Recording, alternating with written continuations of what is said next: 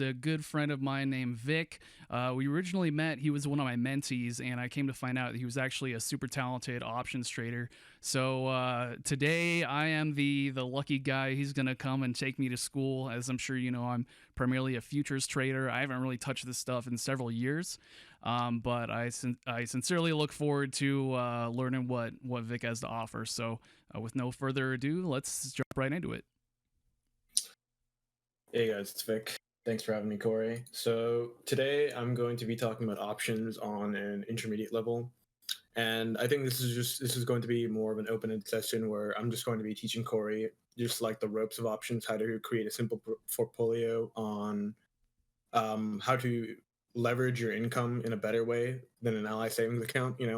I think most of us want more than 8% a year, minus 2% for inflation.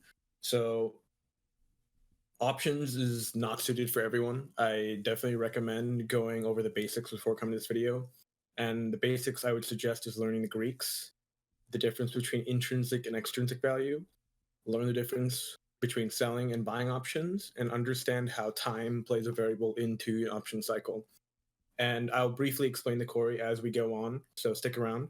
But if you want to learn a more in-depth version, definitely check out Tastyworks and all their free options educational content. So I'm going to be pulling up the Tastyworks platform to visualize the life cycle of an options trade and just help Corey build out his portfolio or potential option strategies he can do on his short-term or long-term. Options can be used for long-term trading also. So a lot of people have the misconception it's just it's like a casino. It's a gambling. It's not safe. Most people who say that don't even know what options trading is. So don't always do your own homework, and let's get into it. Right on. Thanks, man. Yeah.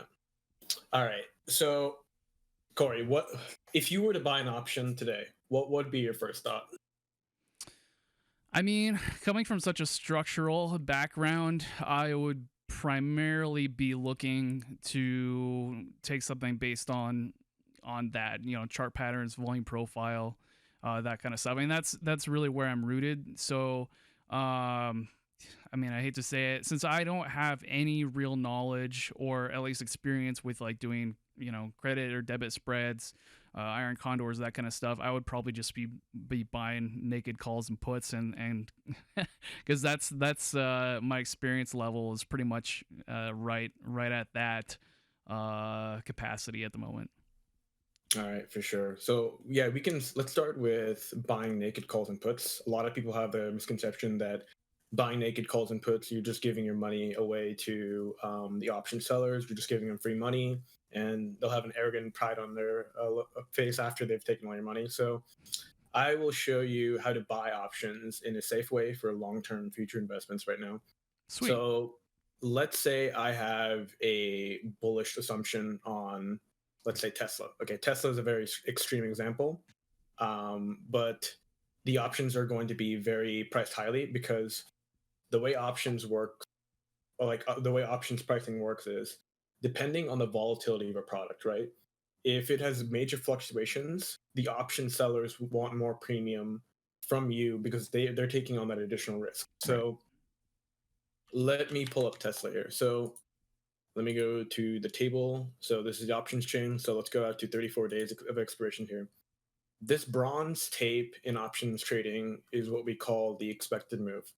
And it's just a fancy word for how the options pricing model is pricing in volatility of the underlying product. Right. So Tesla is a very volatile product, right?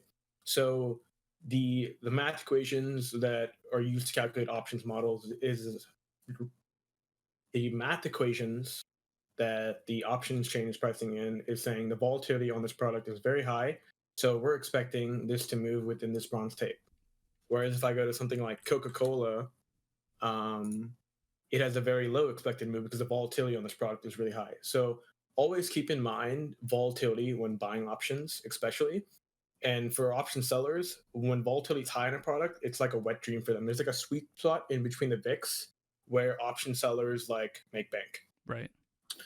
So let me use a very well-known stock that we all love, Apple.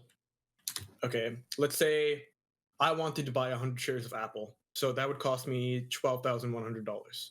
So most people that are starting out with investing at a young age probably don't have $12,000, right? They probably have maybe 4 or 5K saved up from a summer job, or they just graduated college and they want to start investing. So, but you don't want to buy a shorter dated option because it'll be eaten by data. So let me just pull up an example. So this is an at the money option right here for 120. Let me click the buy. And if you look, so for every day that goes by, you're losing $7. So most people can't afford that, and Apple is a very slow moving product. You'll most likely just be giving lunch money to the option sellers. So what can you do as a long-term future investor that wants to leverage his gains with the little capital that he has and improve your overall outcome in the upcoming years instead of buying stock? And I'll explain why a stock is a very inefficient use of capital right here.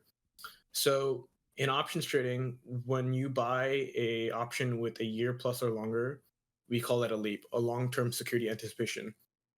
In other words, you're just expecting very low theta for that option, and there's a bunch of other tax benefits for buying options 1 year plus. Got it. So let's say I'm bullish on Apple and I want to buy an option for Apple, but I don't want to put up the 12K for buying the stock. And so what we're going to do here is we're going to buy a very long dated 678-day option. We're going to go for deep in the money. So deep in the money just means you have a very high delta, and the delta is just the equivalent of the ratio to stock. So let's give an option. Let me give an example here. So if an option has an 84 delta, that is equivalent to 84 stock. So for every dollar Apple moves, you are gaining $84. So let's say Apple went from 120 to 121. And if your option had a delta of 84, your option value would increase by $84. Got it. All right. So going back to the example on how we can leverage it for future investments. So I want to. So I my personal recommendation. Everyone has their own way of doing it. But when I'm buying long-term options, I prefer any delta between 80 and 90. Okay. So for the efficiency of capital, let's pick 80 delta. It's a good range, 80 to 90. And you can see on the options tape right here, it ranges from 60 to 90. So my sweet spot that I've found through my research is 80 to 90 delta. So let's click the buy button right here. Yeah. So look at the difference. You're spending 4K, around 4K right here, Mm-hmm. for 80 stock of Apple, 80 synthetic stock of Apple. So if you're going to buy 80 synthetic stock of Apple over here, it would probably cost way more than 4K. It Right. would be around like an 8 to 9 ish. I don't know the exact math around there. But this way, look at your theta. It's very small theta number right here, $1 per day, but you are leveraging over 2/3 of the less capital, and you can use that remaining capital to deploy to different strategies and different tickers. Nice. I And like it. basically, it's almost a 1-to-1 ratio, very closely though. So, as somebody that has no concept or no framework to understand like what is a high theta versus a low theta, like, uh, if this is a low theta, what would a high theta be? So that is very subjective to the stock, like I was saying. So Mm. one, this was going back to on the concept of understanding a difference between intrinsic value and extrinsic value. So to put it simply, um, data data applies for every day that goes by. That is the amount of money you'll lose. So negative data means you will lose money. A positive data is what option sellers see, and that's how much money they're going to collect. Data can only decay on extrinsic value. Right. So you see this dollar theta decay here, right? Mm-hmm.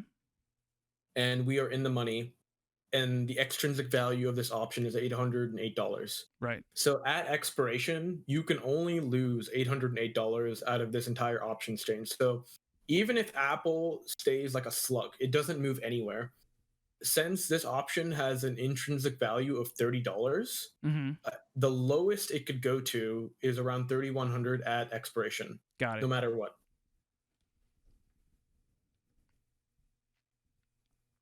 And basically, it's very simple. I think the math already adds up here, but if you want to calculate the extrinsic value without, if your platform doesn't have it, so Apple, we're picking $90 strike, so 90 minus 30, and 120 minus 90 is 30, and that is the intrinsic value of the stock. So that's when you get the number right here, and add the $808, which is the total cost of the option. So, and remember, theta can only decay on the extrinsic value, which is the premium you're paying for getting this leverage product. You might have to So, run that by me one more time. So how do you assess the difference between extrinsic and intrinsic value? okay, sure. So Apple stock is 120 right now, right? Yep. So, and we are buying a deep in the money option, Right, right. like the 90 strike. So we are paying for the intrinsic value of the stock. Um, to calculate intrinsic value, you take 120, you subtract your strike price that you're buying. So 120 minus 90 is $30, right? Got it. So we have, let's just say 3K in intrinsic value.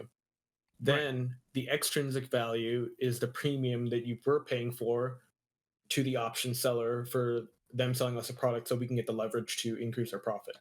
So the extrinsic value of a stock is $800. So if you do the math right here, 3K plus 800 is the value of this option minus the bid ask. So it's not exact science, but it's just the general rule to mentally calculate it. Got And it. it Got it. adds up. So the intrinsic value is just if you're buying in the money options, it's just Mhm. basically however deep you go into the money, that is your intrinsic value. You're right. Got it. Okay. So let's say Apple doesn't move. Let's say we're in a lost decade where the stock market doesn't move for an entire 3 years, right? Right. And since I've lost all my extrinsic value and I want to exercise my option. So when I exercise this, I have the right to buy 100 shares of Apple at $90 for the future. Right. Right. Okay. So this is one strategy where I definitely recommend where a leap is a very low risk leveraged way and is very capital efficient to use to go long. Now the same thing can be used to go short on an option, but most people that are starting out with options will probably stick to bullish strategies. But I think as we've seen over the past couple of years, last couple of months, like going blind bull isn't always the way. There's times where you have to manage your portfolio and have like short positions to hedge against your long positions. Right. Yeah. So I know, and I've heard a little bit about this. Like people will buy a call and sell like a further out of the money call, something like that, in order to cut down the cost of engaging on that particular product. Can you talk a little bit about that? So you're talking more of like a poor man's covered calls, like to collect money, right?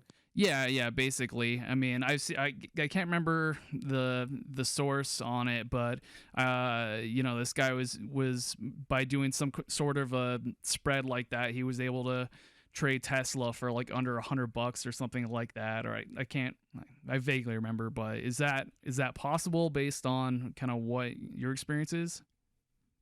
So we, I don't know that you can trade Tesla for $100 doing a leap, but there's definitely ways you can trade Tesla for $100 easily.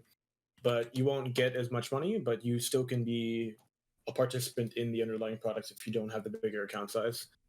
So let's say I have a short-term bullish assumption on Tesla, but I don't have the capital to spend 6K, 7K on an option, right? Right, So debit spreads is when you pay money for the option and you are a very directional trader and you want to pay a debit to get into the position. Credit spreads are what options traders sell to the options buyers. So you are collecting credit and the credit that you receive is the max profit. So let's start with debit spreads since that was your original question. Um, Tastyworks has a really cool like strategy selector. So for the sake of saving time, I will strategy we're doing is a long call vertical, which is the same thing as a call debit spread. It's all the same. And let's say I have a bullish assumption on Tesla, and I want to play this for a very cheap price. So I'm going to make the spread five points wide. So as you can see here, we have a bullish assumption on Tesla. We were paying $200 for a max profit of $262. nice. And from the research I've done, everyone has a different like option strategies are just like endless. It's like a matrix of the all four legs. There's many ways to do it. There's a lot of variables that go into options, but the typical like textbook advice that people usually give you for options buying is you go your long option if you go 70 delta, and your short option you will go around 30 delta. Okay. And Now, are these both uh, calls, or is one of the is the 30 delta one a put? so we are buying a we're buying in the money call, and Right. we're selling an out of money call to hedge against it. Nice. I like it. Yeah. So So, that's what a textbook one would give you. But personally, with smaller accounts, what I recommend is just go one in the money and one out of the money, and that's the best way you can do it. And you still get a fairly good risk reward ratio, a 1 to 1. got it. Got it. So, what happened when you move your second call, the one you're selling further out? What does that do to your cost? So when you move options premium is highest at the money. Like, I mean, the extrinsic value is highest at the money. So when you move it further out of the money, you're going to end up paying more, but your profit will also increase. So basically, remember what I said back before. Delta is the amount of money you'll gain per $1 move in the underlying stock, right? Right. So if my long call option has a delta of $70, right, or this one specifically has 57. So as you're moving further, the call you're selling further and further out of the money, you are increasing the delta of your in the money option. So the same thing. So when you're selling a call, your delta is negative. When you're buying a call, your delta is positive. So to calculate the delta of this option, you just take 57 minus 48, which is 9. So your delta would be around 9. So for every dollar that Tesla moves, you are gaining $9 currently. And if I move it back one, your delta is going to keep increasing. Gotcha. So it's just like a matrix. You can just play around with this all day. It's whatever you want the sky to be and what your risk reward is. So that's the beauty of options. You can pick what your long exposure is. You can pick how you want to hedge it, and it suits all traders as long as you understand the basic fundamentals of Greeks, how long and short options work. Any small account can go into a big account with options as long as you learn what it does. With stock, I don't see the possibility of that. You can't Right. be Right. strategic with stocks, and I don't recommend people shorting stocks because it never works well as a beginner. Yeah, I could see that.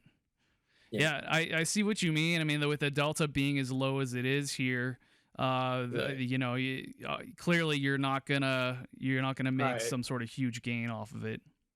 Right. So let me put a pop quiz for you here. If I move this long option in deeper in the money, what will happen to delta right here? If you move it deeper into the money, so your delta will increase, right? Right, and what will that represent for the actual stock moving? You mean like what is so relative to the stock? What does that mean in terms of your option? Yeah. Well, so relative to how much the stock moves, your option is going to move, more aggressively, basically. So if per point that Tesla moves, you're going to make more on your option. Yeah, exactly. So glad you got that. So you're right. So if I move my option further in the money, my delta will also increase. So the further you go, the more delta you have. So that when people ask me, I'm like, hey, what are your strikes for Tesla? What's a strike that you recommend? I'm like, no, like when I'm picking options, I don't look at the strikes. Mostly, I look at the open interest and I look at my delta. And open interest is just a term for how many contracts are open are open on that particular strike at that time Right. that haven't been settled or closed. Um, Gotcha. so don't focus too much on the strikes. When you're picking your strikes, always look at the open interest because open interest represents liquidity. It basically says this many contracts have not settled or have been closed on this strike. So you'll be able to get in and out of your trade very quickly. Right. Yeah. And just to visualize it, you can see if you look at the P&L graph. So if I move further in the money, this green value should be going further up. So it's the same thing. So and if I hover over it, you can see your max profit is increasing. And if I move it closer, you can see it got way smaller. Gotcha. Yeah. Nice. I really like how, I mean, I know I've used Thinkorswim stuff too. I haven't really touched the Tastyworks platform, but this is, I mean, I like the visualizer here. Yeah, definitely. I'd recommend Tasty Works for anyone aspiring to learn options. They have a great visualizing tool. Nice. It's not my favorite for long-term investing, just because they don't really provide all the research and um, what's the best way to describe it? They don't provide the research and comparisons to other equities. But if you already know what products you want to trade and you want to just get into trading options and set up your options trades, it is the fastest platform.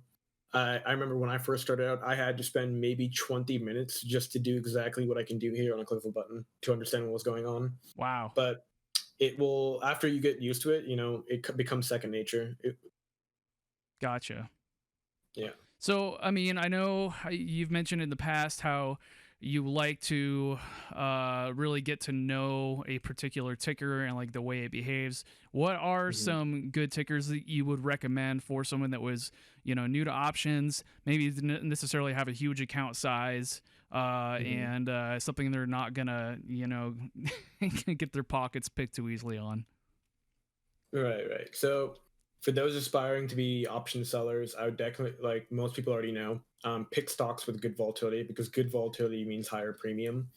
And obviously, we can't really cover option selling in depth. And like I was saying, Tasty Trade has a great financial network for selling options. They have a ton of free content. Don't pay $1,000 for some guru saying, "Oh, I will teach you how to options trade. Follow me," or doing that. There's a bunch of free content on options for YouTube and Tasty Works. And learning the fund, like a lot of people saying, "Oh, I don't want to learn the Greeks." I'm like, "Oh, it's trust me, if you learn options trading and if you learn how option selling and all that works, if you understand both sides of the coin, you and your family will have the greatest financial freedom that you will ever dreamt of." Me personally, I never thought I could plan on retiring at 40, but now it's possible with options. I was under the assumption, like every YouTuber, or like, what's another good example? Like, oh, someone at work saying, "Hey, man, you should get into S&P 500 index, automate your payments, get that 8% a year, buy index funds, some boomer ETFs, and just be happy with your 8 to 10% a year." I'm like, and I thought to myself, like, "Oh, fuck that, dude. Like, I don't really want that." Like, Yeah. that's when I became engrossed in options. If you understand what it does. And I even, like, my first year of options, I was a complete noob and I was able to manage 30, 40%. And I'm a dum dum. And I'm pretty sure a lot of you people out there are smarter than me. So if I could do it, you could do it. Now, like I said, I know that you've kind of been breaking the ice with futures. What do you like more? I mean, so relative to futures, what do you like about options the most? Like, does it offer you better Relative to like futures. risk management, or what do you like about it? So trading futures options is a very good way to hedge your current positions and be capital efficient. Um, Basically, if you want to trade the regular futures contracts, like the traditional ones, most accounts can't afford to leave on these positions for X amount of time, because they're going to get margin called. B, they probably don't have enough capital to keep that contract open for a very long period of time. Um, with options selling for micro or even E-mini S&P, you can have a defined margin, uh, and you can keep that contract open for a longer term investment style in futures. You could do that for contracts too, but you're gonna, like I said, you're gonna need bigger counts. And I know recently, the Smalls exchange opened up, which is it's even smaller than micro contracts. Right. You can trade those, but obviously it's very, unless you open up a lot of contracts, you're not going to see that P&L. But if you want to trade micro E-mini, just the regular E-mini products, you can do so in a way, and you can hedge your portfolio where you can have this long or short exposure, but with very little capital. Um, like my personal example is, I love selling options contracts on the micro E-mini. So let's say I think the micro E-mini or the S&P 500 is due for a potential small correction. I want to hedge my portfolio, but I don't want to take a direct short term, like short position, because I don't I'm have to go to work. I have to do other stuff around the house. Right. What's a safe way I can gain short exposure with very minimal risk? So option selling is conceived as very risky because if you get assigned or called, you're going to have to put up a very high amount of capital, right? So when I'm selling options, and what you'll hear for a lot of people say is usually sell between 30 to 45 days out because that is the optimal time where the theta decay starts, and you can close out your position around 40 to 50% profit, Right. and you can take it out. But even let's say I want to hedge myself against the S&P 500, and I think it reached a top soon. I want to sell this 4140 strike. So for me selling the strike, I collect $100, and I'm putting up an option buying power of 800. So let's go to the stock equivalent of this, which is SPY. I think we all know SPY, Yep. and this is even a much smaller product than this. And if I want to do the same thing, so let's just go around 37 days, and the same strike around here. And if I want to go naked and sell this call, look at the difference. I'm putting up $6,000 worth of capital versus 800. Wow. Yeah, you see that? Yeah. So you can hedge your position safely in a way where smaller accounts have access to this strategy, which is the futures market, and the futures market span margining system really allows smaller accounts to use proper practices that hedge funds are using in order to safely protect your capital against downturns in the market too. And you can slowly collect money without having to stare at a chart every single day. That's awesome. Yeah. And I remember you saying, so you said you didn't really like to play the long side as much with futures options. Did I hear you say that? Yeah, so as we all know, futures options, like I options itself is a very complex topic. There's many different strategies, but futures option is a whole another layer of complexity just because of the nature of the products and the way the CME group set it up. So we all know futures options in different micro contracts have different tick sizes, notional value, Right. um, and the traditional options market, they don't really factor in tick size or tick value because in a stock, one to one is one to one. Yeah. There's no like, oh, every tick is like 10 $1. So they have to set it up in a way where they can allow smaller accounts to trade these big notional products with different tick sizes. So every futures options contract for going long or short has a different like tick size and value. And I personally just don't want to have that type of exposure when going long or short because I might as well just buy a long contract Yeah. for a normal regular contract for going long. And I don't want to expose myself to that theta decay when buying an option. Got it. Got it. Because Okay. they move so far in and out of the money so quickly that I mean, it wouldn't be the risk doesn't just seem worth it. If I were to go long on a futures option, I would just buy the contract. I wouldn't really care about the option. Got you. Gotcha. Interesting. Okay. Well, yeah, that definitely puts things in perspective. And just out of curiosity, do they have futures options on the small exchange? No, not yet. I think it's a work in progress. As far as I know, you can only do long or short futures on the small exchange. Gotcha. Gotcha. Okay. Well, Yeah. yeah, that's cool. I mean, that'd be interesting. Something to look forward to. So yeah, I'd mentioned before, like some good tickers for beginners. Like, what are some more economical tickers to trade? I know you'd mentioned what Riot blockchain and the blockchain stocks. Mhm. All right. Yeah. So Riot is a Bitcoin mining company. Their profit for their company is directly related to how much Bitcoin they can mine. And I'm not gonna go in the deep in the Bitcoin. But let's say I don't have the portfolio to buy 100 shares of Riot, and I don't really want to put myself in a position where I want to go long on Riot through buying options. So what's the only other option? Maybe you can sell an option.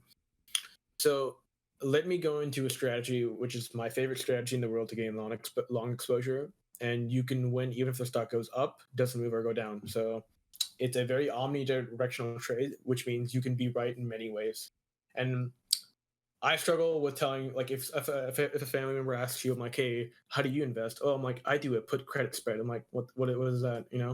It's very hard to explain to your family how you invest, but once you learn these strategies where you can sell options and you can even go neutral, if you don't want to have a directional bias, you'll truly understand like how easy investing can be with options as long as you pick good products with good volatility, and if you just do your basic TA on a chart on where it is relative to prior history and support and resistance.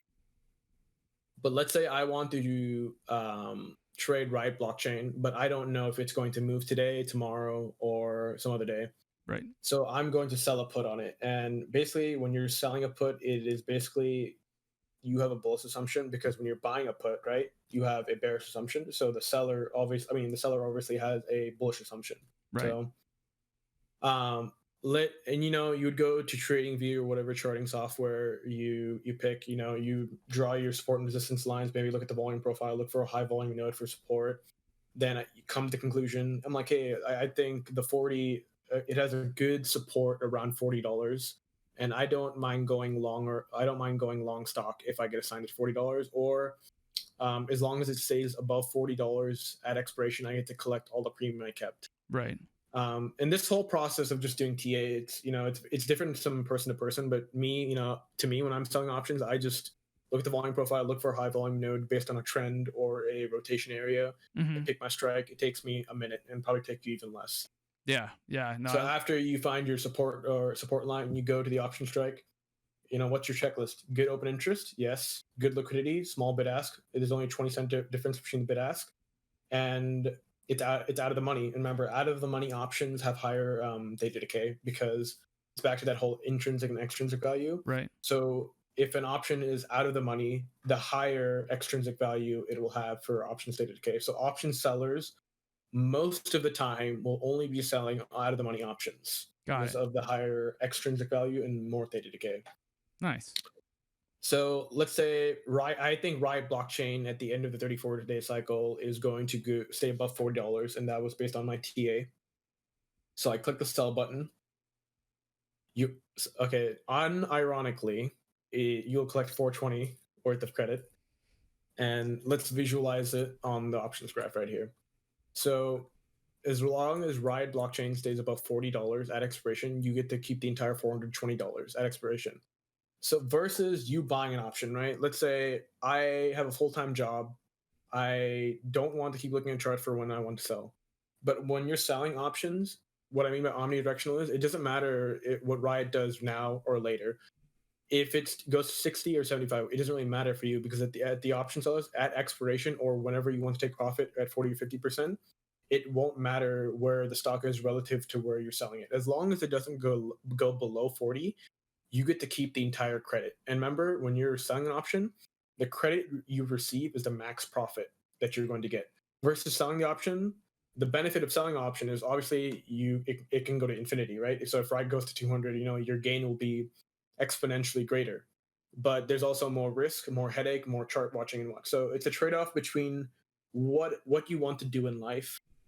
I recommend if you don't want to quit your job, become a day trader. If you want to have a higher return on capital than just dumping money into the S&P 500 or some very traditional ETFs, option selling and buying leaps for long-term investments is a great way to enhance leverage on your portfolio with using very minimum capital. Yeah.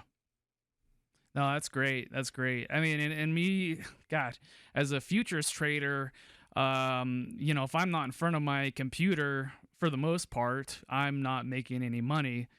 Because Mhm. I choose not to hold overnight and that kind of stuff just because the insane amount of leverage. So this is, I mean, for me, for somebody like me that's primarily a futures trader, but would love a way to supplement. I mean, this is perfect. Right. Nice, nice. Yeah, I dig it. So like I said, are there other than Riot, like are there any particular tickers that are, like I said, more economical to trade, but there's good value there? So if you a block that people run into when selling options or buying options for short-term trades is like, hey, I don't know what product to trade. Every time I buy something, it blows past my strike price. So there's another layer that you kind of have to learn on top of options trading, where like managing your positions is an actual thing. Right. But most of the time, if you do your DD correctly or whatever technical analysis, your winners will make up for your losers. Like with anything, I've known a lot of traders who have a 60% win rate, and at the end of the year, they still come out profitable because they have risk management. Same thing with options. You have a risk management. Once it goes to a certain loss period, you have to manage your position you have to understand like, hey, what can I do to manage this option? Should I cut the loss completely, or can I do something to manage or hedge against it? Right. You kind of have to go through that process and learn yourself. Um, but as far as picking which products to trade, so Tastyworks has a great option screener where you can just go to a sector. Let's say I want to have a neutral bullish or short assumption on technology, right? Hmm. So they have a algorithmic scanner where they show you what are good high volume stocks, what's a good stock with high AV that I can sell premium on.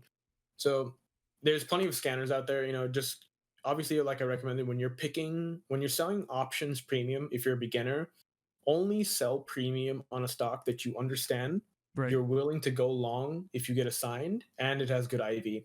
Those are really strict criteria, but when I think most people will say the same thing. If you're selling option on a stock, if you get assigned, be okay with owning shares of that stock if you have to.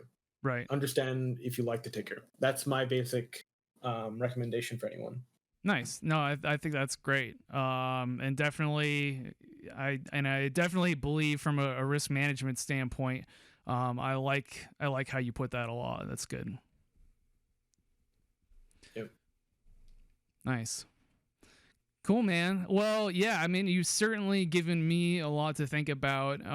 As like I said, for somebody that hasn't touched this stuff for years, clearly there's a lot of ins and outs I'm gonna have to refamiliarize myself with.